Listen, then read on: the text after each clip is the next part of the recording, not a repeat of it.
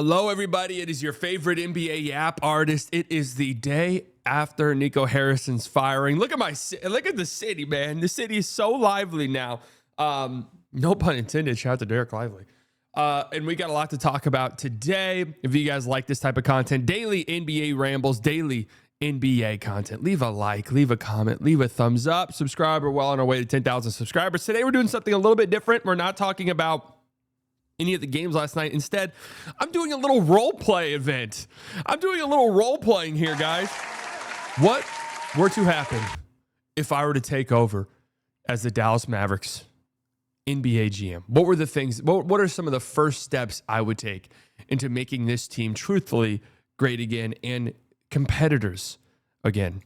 Well, first and foremost, I'd like to say congratulations to the city of Dallas for what they're about to experience. Obviously, my resume speaks for itself. If you have followed my NBA 2K series at all, you know I won 12 rings as general manager of this franchise. So just know I know what I'm doing. How different could this be from NBA 2K? I can't imagine all that different. I'm excited to lead us to the next great dynasty in sports. The people before me, they had no clue what the fuck they were doing. And no offense to them, right? And I know I'm not allowed to curse on here. How's it going? How's it going, guys? I see it, Nick. I see you out there. How's it going?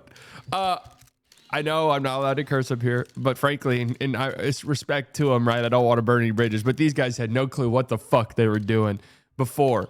And now I'm here, and I do. So let's get right into it. First and foremost, I'd start at my desk. This is what my desk in my office would look like. The Trinity River directly behind me. This is about 5 minutes away from American Airlines Center. In case you guys are not aware, you're not from the Dallas-Fort Worth Metroplex. This is right outside, right off the George Bush 75 Turnpike. This is just right about 2 minutes away from it, in case you didn't know it. The beautiful views of the Trinity River.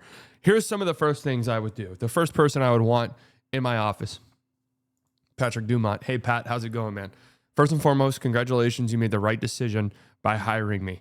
Let's get one thing certain. I'm going to run the show. And this isn't going to be a Nico Harrison thing where like I'm running the show and trading all the best players. It's going to be me running the show, and it's going to be good. So just stay a little bit out the way. Preferably, please do not go on any podcasts or do any interviews or ever mention the name Shaquille O'Neal again.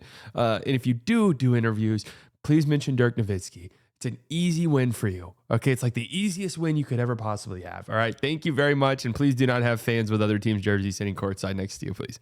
Okay, thank you. Next person, speak of the devil. Next person I'd have, Dirk Nowitzki. Dirk, I love you so much. Can I get a hug? Thank you. I love you so much. I apologize for anything that's happened over the past few years. I know you've been alienated a tiny bit. And guys, I can speak to this as somebody who might know some stuff. He's been alienated. He doesn't necessarily feel all that welcome in this organization. We're going to take steps to change that. I don't know what it is. Do you need me to pay you a cushy job? Do you need a $5, $6, $7 million a year salary to do nothing? We can make that work. It's not my money. It's Patrick Dumont's. He told me I have carte blanche to spend whatever I want. Huh? No, I never said that. Yes, you did, Pat. I told you, let me do my thing. I never said you could spend $5 million. Hey. Hey, we can go ahead and cut some of the CPAC spending, huh? How about that? And maybe we can repurpose those funds. Okay? How does that sound? Anyways, I apologize for everything that's happened. We're going to make right. We'll offer you a position in the organization. Look, I know with Amazon, you might not even be allowed to accept that. That's totally fine. But I wanted to reach out, extend that hand, right? And just let you know that we will rectify this. You are the face of the franchise. We'll do whatever to make you happy. Okay, speaking of making guys happy, the first active player I would talk to, and this would dictate what I do with this roster and this team moving forward. I sit down with Kyrie Irving. Okay, we traded for Kyrie Irving a few years ago. He's come in and been nothing but fantastic for this basketball team, both on the floor and off the floor. By pretty much most reports, he is pretty much the vocal leader of the locker room, and he has played fantastic. On top of that, he has signed 2 different contract extensions here, and even going above and beyond and taking a little bit less on those contracts to help the team out and not put us in such a tough situation. First thing I would do is I would talk to Kyrie Irving and just see where his head is at. Personally, I would love to not trade him. I would love for Kyrie to retire a Dallas Maverick. I would just love his presence in the locker room. I think it would be great for a guy like Cooper Flagg. On top of that, I'm going to be real with you guys. I watch this Dallas Mavericks team play basketball right now, and I see a team that is, yes, struggling mightily. Yes, they're 3-8. Yes, they're really bad so far. But I also see a team that does look much better when a guard is on the floor. And I do see a team where I think to myself, you know what? If Kyrie Irving were here, I think this team would be pretty solid. Like, this team wins the minutes when Brandon Williams plays. I think this team could be actually a decent basketball team if Kyrie Irving were available. Now, the problem is the team going to be 10 or 15 games below 500 when Kyrie Irving is able to come back? That becomes a different question. So that's why I asked Kyrie, what is your headspace like right now?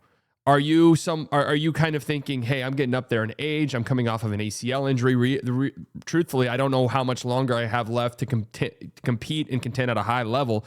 I want to go somewhere where I can contend and compete for a championship, and I feel like that's not here. Hey, totally understandable, right? I totally understand where you're coming from. If that is how you feel, we will work with you in an effort to get you a good landing spot and a good destination. A couple of places that come to my brain right off the top of my head, I'm thinking Houston. Right? If the Houston Rockets got to the trade deadline, let's say Kyrie's been back for a few weeks and looks solid, and the Rockets say, God damn it, man, I think we could win this year. I think we can win this year. We made a trade for Kevin Durant. We're going to have to pay Kevin Durant. We've kind of pushed our chips in a little bit here. We still have picks to play with and young guys to play with. I do think there's trade packages there that work and are not that complicated to get to, centered around a Fred VanVleet's contract, obviously, and something like Reed Shepherd and maybe a pick or two. I think that makes total sense for both teams if a trade were to be something that Kyrie Irving was interested in. Again, personally, I'm not going gung-ho on trading Kyrie unless he wants that to be the case. Okay? I want to make myself very clear there. There's some other teams out there that I think could stand to gain from having a secondary ball handler like Kyrie Irving. I think about Milwaukee. I don't know how it would work contract-wise.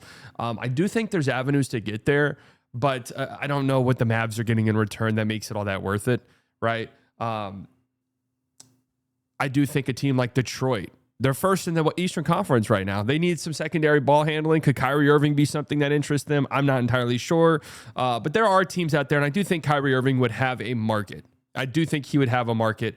All it takes is one or two teams to say, yep, I'm in on that, and boom, all of a sudden you have something of a bidding war on your hands. And hey, Pat, can you mind coming back in here, man? Look, I know you might not understand fully how it works, but typically you don't want to go to one team behind closed doors and do it with nobody else knowing you're doing a trade. Typically, that's not what you ever would do because you get horrible returns for trade packages.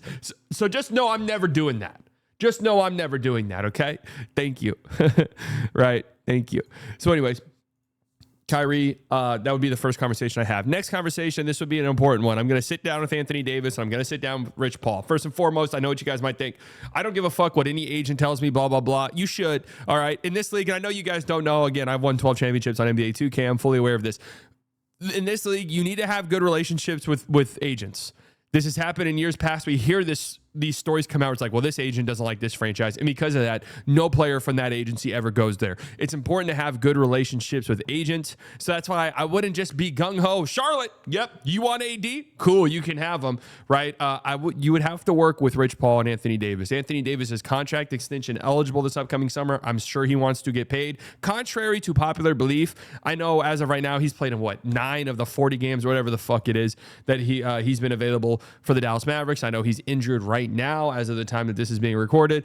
I actually do think AD is one of these players in the league that has more value across the league than people think. And there's a couple reasons I think that. Obviously, he's a fantastic player when he's playing, and he still is a fantastic player when he's playing. Obviously, he's a great defensive player. There is some versatility there. He's a winning player. I still do think that. I know Mavs fans don't like the guy. I get all of that. He still is a very good basketball player. But there is a inherent risk with his injuries and stuff like that. I need you guys to understand. There are front offices around the league who look at their situation and say to themselves, if I don't win or make substantial steps forward in the next 2 or 3 seasons, I will be fired. It does not matter what comes after me. It does not matter that, hey, I handled my assets well and I still got a 2029 pick. My ass will not be here in 2029. This is self-preservation at this point. Okay. A guy like Anthony Davis, yes, there are risks involved. If it doesn't work out, I'm getting fired anyways, but he does raise the ceiling of our team kind of significantly if he is out there. I do think there are situations where that could exist. Okay. So because of that, I do think there would be a trade market for Anthony Davis. I don't know if it would be robust. I don't know if you're getting 4 first-round picks and like good young players. It might be an interesting young guy, some expirings in a pick. I know that's not super appealing or anything like that, but if your goal is to bottom out or tank or retool, that's kind of what you're looking at. So I would have a conversation with Anthony Davis and Rich Paul. I would say, what is y'all's mindset looking like right now? What is y'all's thoughts? Because look, I'm just be honest with you guys, and honesty is what I preach. AD, you're getting a little out of shape coming into the season. Did embarrass us a little bit. Now under this regime, I'm not going to ask you what you eat every single day. You know, I'd prefer if you're not fat here, but you could be fat here. That's totally fine. Okay. I was cool with Luka being a little, no, Luka's jerseys were just baggy. No, I know he maybe was a little out of shape, but he didn't do himself any favors because the jerseys were so baggy. So that's something also, I'm also making sure no player wears just baggy jerseys moving forward, all tight fitting jerseys. Now, with that being said, look, here's the reality. We're not going to pay you a max contract. You're not getting 4 for 160 or whatever you might be looking for. So because of that, I'm putting it in y'all's hands. If you want to go out there and see if there's franchises that are willing to pay you that, we could work on a trade. That's one of the things I would say. If they go out and they say, hey, we just got off the phone with the Bulls, they got no clue what the fuck they're doing. They'll give us 4 for 160 if we get traded there, if you don't mind. Okay, cool. We can have that conversation with Chicago and we can open up trade talks. I do actually think there'd be a market for Anthony Davis. How robust, again, I'm not entirely sure. But if we get to the trade deadline, let's say AD's been back and he's playing at a high level, I could see a team like Chicago thinking to themselves, hey, we're pretty good this year. AD is like, we could bring him in here and sign him, and now we've got Anthony Davis for the next 4 years. That's kind of sick. Like, yeah, we'll do Pat Williams and Vucevic and Kobe White. Like, that makes sense for us. We'll do that. We'll go that route. And maybe we'll throw a pick in as well. And for the Mavericks, that gives you a couple different things. You get a pick, you get an interesting young guy in Kobe White, but also you get expiring contract in Vucevic, and yes, a dog shit contract in Pat Williams. So that's just the cost of doing business. A team like Golden State, and guys, holy fuck. You can't make this shit up. Jimmy Butler's making the same exact amount of money as Anthony Davis.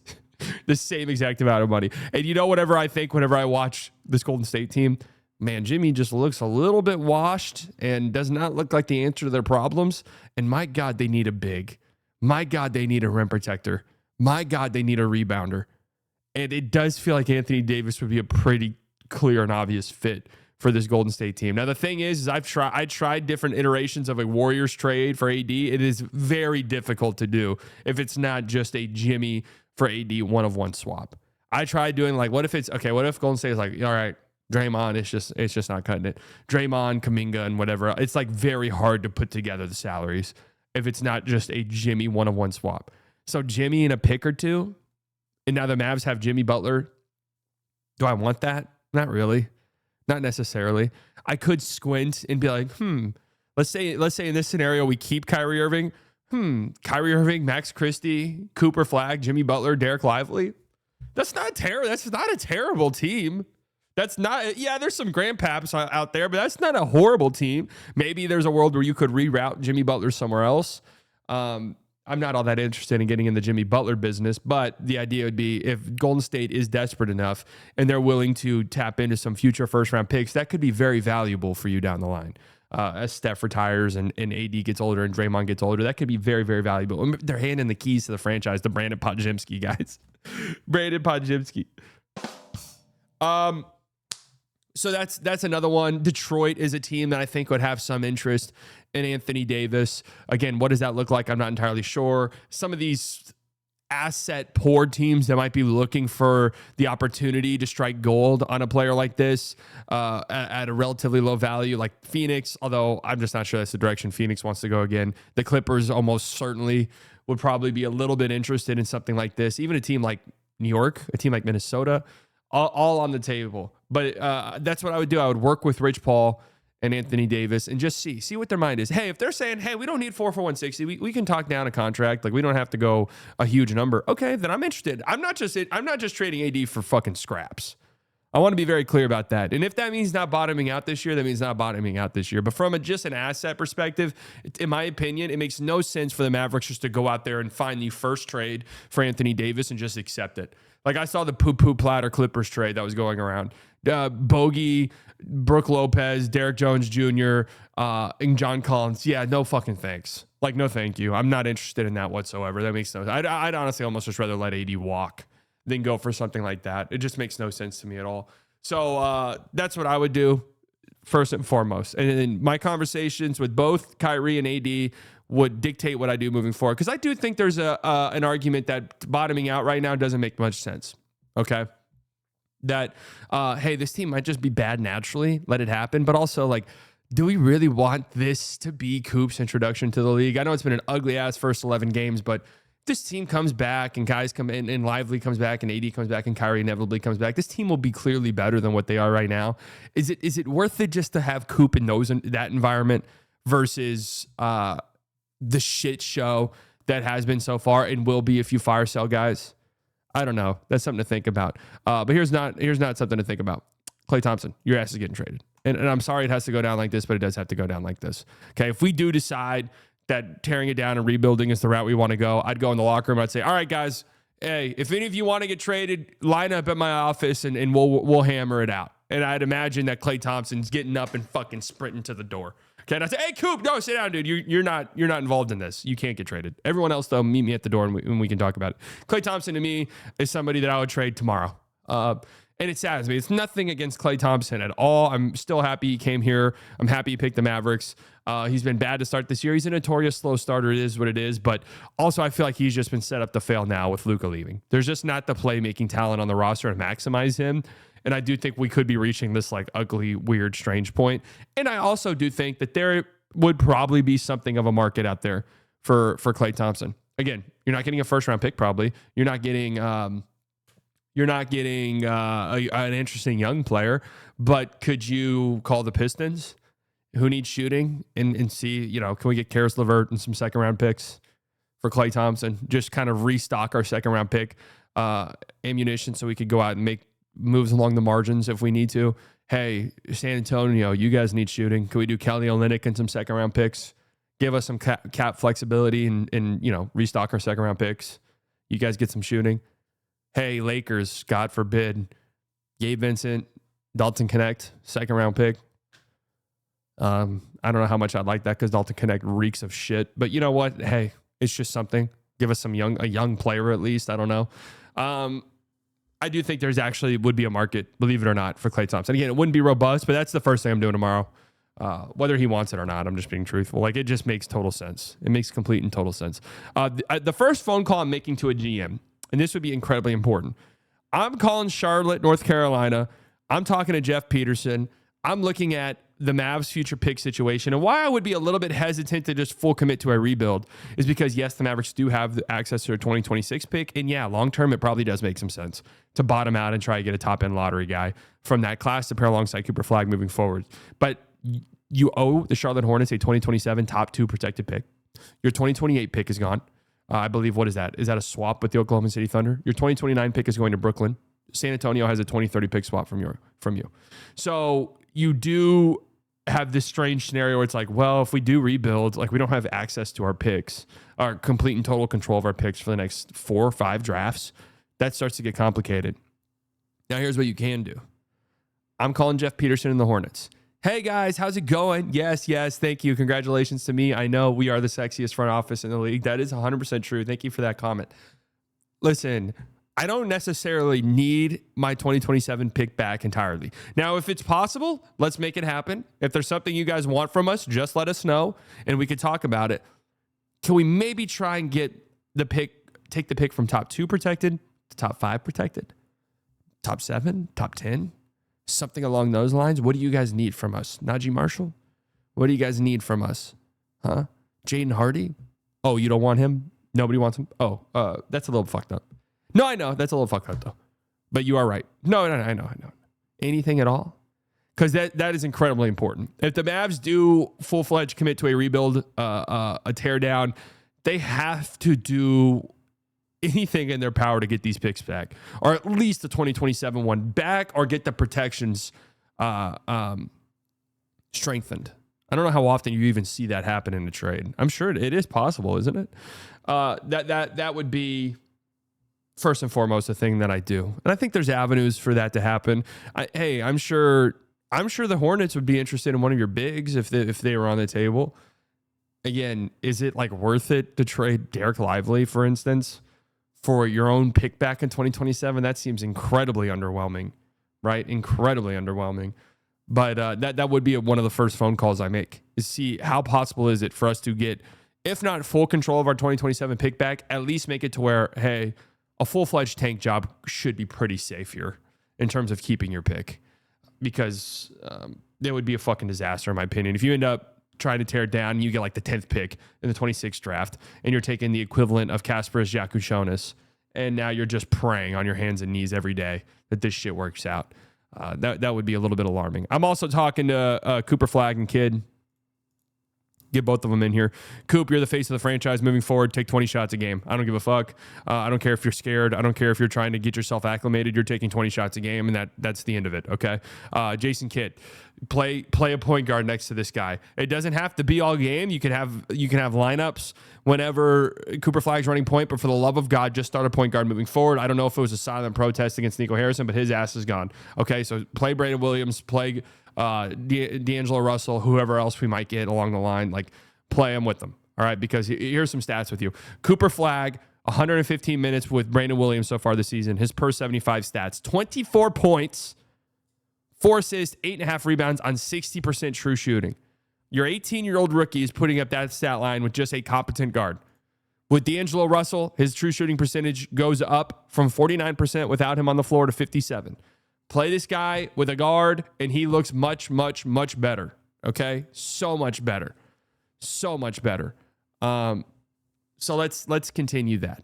Okay? Let's continue that, and let's continue your growth and development. And we're sorry. Hey, Coop, we're sorry about the booing. That's not who we are. I know your mom's upset. I saw the tweets. Just let your mom know. That just goes to show how passionate this fan base is, that they're willing to do something like that. And they're going to turn that passion into positivity. I promise you that. Okay? So don't you worry about that. Don't you worry about a little thing. In terms of the rest of the roster, well, if you do go the full rebuild route, there's a lot of different directions you could go. And if that is the route you want to take, if you have those conversations with Kyrie, with Rich Paul and AD, and it's just like, yeah, we don't want to be here. Like, we see the writing on the wall. All right, fine. We can start those conversations with other teams. Nobody on this roster outside of Cooper Flagg would be safe for me. I know what you guys are thinking. Well, about Max Christie. Yeah, Max Christie's fucking awesome. He is incredible, and I would love to keep him. But if a team comes knocking on my door for Max Christie and they're like, yeah, look, this guy's a knockdown corner three-point shooter from the corner. He plays really good defensively. He's shown a lot of improvements on ball this year offensively. Like, this is somebody that we want, and we're willing to overpay. We are willing to overpay to get this guy on our team because we think he unlocks another level for us. Okay. Hey, Derek Lively. Yeah, I would love to keep Derek Lively and have Lively and Cooper Flagg be like the cornerstones of your franchise moving forward. His ass doesn't play. It's just the truth. And it pains me to say and saddens me to say. If a team like Toronto, if a team like Milwaukee, if a team like the Lakers, although I don't even know what they would offer you, that would make it worth it. Really, any team that needs a big, of which there are quite a few across the association, come knocking on your door for Derek Lively and they're willing to pay a pretty price, then you do it. Okay, Gafford. There are plenty of teams out there that would love to give up something for Gafford. You listen, PJ Washington, to me, is teetering on being close to untouchable because of how good he is and how friendly that contract is. Not eligible for a trade this year. But if a team comes knocking on your door this summer and ready to blow you away, if they look at PJ Washington and say, that's our Aaron Gordon. That's our Aaron Gordon, and we're willing to pay the price to get him, you got to listen to those convos. Najee Marshall. A team like the Knicks, the Bucks, really any fucking contending team in the league will come asking about Najee Marshall. You listen to them. So you might not get the return. If you are going full fire sale rebuild, tear down, you might not get the return you want for like an AD necessarily. Even a return for Kyrie might not be as much as you're wanting. But along the way, with all of the very like solid role players you have on your team that would absolutely maximize the ceiling or raise the ceiling of a contending team, you could definitely scrounge together enough picks and maybe some young players to look at your situation and be like, okay, we kind of got something now.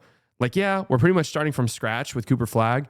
And hey, maybe along the way, we've gotten some picks back. You look at some of the teams that own your picks and own, like the Spurs own your picks. Could you maybe work out a deal with the Spurs where they're getting something, a player that they like, in return, you're getting your pick back in 2030 or 2031, whatever the fuck it is? Yeah, that could happen and be somewhat interesting. Charlotte's one where I'm like, they're probably not. They're probably holding on to that. The Thunder, I doubt it. They're probably gonna hang you over the ledge and try to pull your pants down. But it could be interesting conversation at least. Anyways, this is what's next for the Mavs. This is what's next. It's, for me, conversations with some of these guys in an effort to see where their head is at. I'm not totally committed to a full-fledged rebuild, only because it's a little bit spooky that knowing that you don't have your picks moving forward for the next 4 or 5 years. But if your main guys, Anthony Davis and Kyrie, are just like, yeah, man, with the way this thing's trending, it might be better for me elsewhere, then I think you go for it. And that's when you do it. If those guys are willing to stay, if AD's willing to take a little bit, less of a contract because maybe he's surveying his market and realizing, I don't know how much money I'm going to get out there. I think it might be worth it to keep those guys around, even if it doesn't mean bottoming out. Either way, let me know what you guys think.